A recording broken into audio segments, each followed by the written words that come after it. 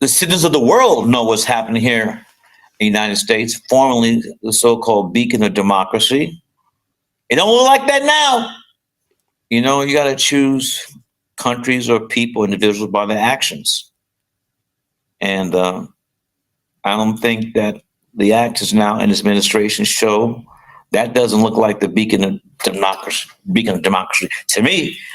That someone, who says something like that, is downright offensive, and to a great extent, I think it's evil. It's very painful, and I think a lot of trauma, because the United States has spent a lot of time covering up the history. A lot of persons right there reacting to President Trump's order. But then we see that President Trump's recent moves in Africa, from visa allocation and migration to reefs, establishes the need for Africa to focus on rebuilding its own broken bridges and reclaim its over-dependence on global powers. But then, let's take your attention now to the Ambazonian struggle. What does this exemplify about creating a template and a masterpiece that tells the struggle of the people in the Ambazonian fallen heroes? We see that the targeting of the National Museum of African Art raises wider questions. If exhibits on colonialism, racial injustice, and African history are dismissed as anti-American, what does that mean for Africa's cultural voice in global institutions?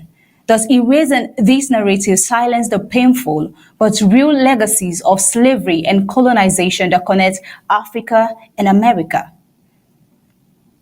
That's a critical report right there. But then we are still in Africa, giving you this idea with the narratives you get to see. And there's this disturbing report we got from Kenya. Kenyan authorities have uncovered 5 bodies in shallow grave just 2 kilometers from Shakahola forest, the site of one of the country's deadliest coal tragedies 2 years ago. The discovery in Kwabinzaro, Kilifi County, has reignited fears that extremist religious practices still have a grip on vulnerable communities. Forensic teams, homicide detectives, and pathologists began the exhumation this week. Alongside the bodies, investigators found 10 scattered human remains in nearby thickets. Officials confirmed that at least 27 more suspected mass graves have been identified in the area, suggesting that the true scale of the tragedy may only be starting to even emerge.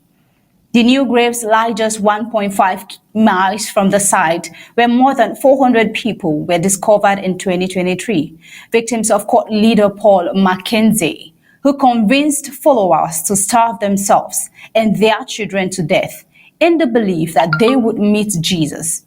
Mackenzie remains in custody, facing murder charges. Let's take a listen. Authorities in Kenya have unearthed 5 more corpses from shallow graves in coastal Kilifi County, reviving memories of a horrific doomsday cult. Government pathologist Dr. Richard Njoroge on Thursday said 10 human body parts were also found scattered in nearby thickets in the Kwabinzaro area of Kilifi County, approximately 2 kilometers from Shakahola cult site, and that the exhumation process will resume on Friday. Investigators have identified 27 more suspected mass graves, raising fears of many more victims. We see that the proximity of the new graves raises pressing questions. Is this evidence of an extension of Mackenzie's movement, or are new groups replicating his deadly ideology? Why has the state struggled to contain such radical teachings despite widespread national and global outrage following the first massacre? Police have arrested 11 individuals believed to be linked to Mackenzie's former network. Though no formal charges have been filed, investigators are examining whether these suspects were operating independently or as part of a broader cult resurgence. We see that the arrest highlights a troubling reality. Even after the dismantling of Mackenzie's church, the lure of dangerous doctrines persists. What drives individuals to embrace such fatal beliefs, even in the shadow of a mass tragedy? Right there on your screen, a view of the situation.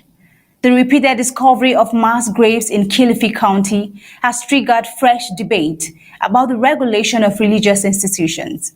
Kenya, with its deeply religious population and thousands of churches, faces a delicate balancing act protecting freedom of worship while shielding citizens from predatory leaders. Critics argue that gaps in oversight allow courts to thrive under the guise of legitimate faith. Others caution that heavy-handed regulation could infringe on constitutionally protected freedoms. How can Kenya strike a balance between preserving religious liberty and safeguarding human life? And how can these be also looked into in Africa? Meanwhile, exhumations are set to continue, with authorities bracing for a potentially higher death toll. For a nation still haunted by Shakahola, the discoveries are a grim reminder that unresolved dangers remain beneath the surface, both literally and socially. As the shallow soil of coastal Kenya reveals more bodies, the deeper questions remain: will this tragedy finally compel lasting reforms, or will history repeat itself yet again? This is where we'll be ending it at the global news and then moving over to breaking news and reports happening from the home front.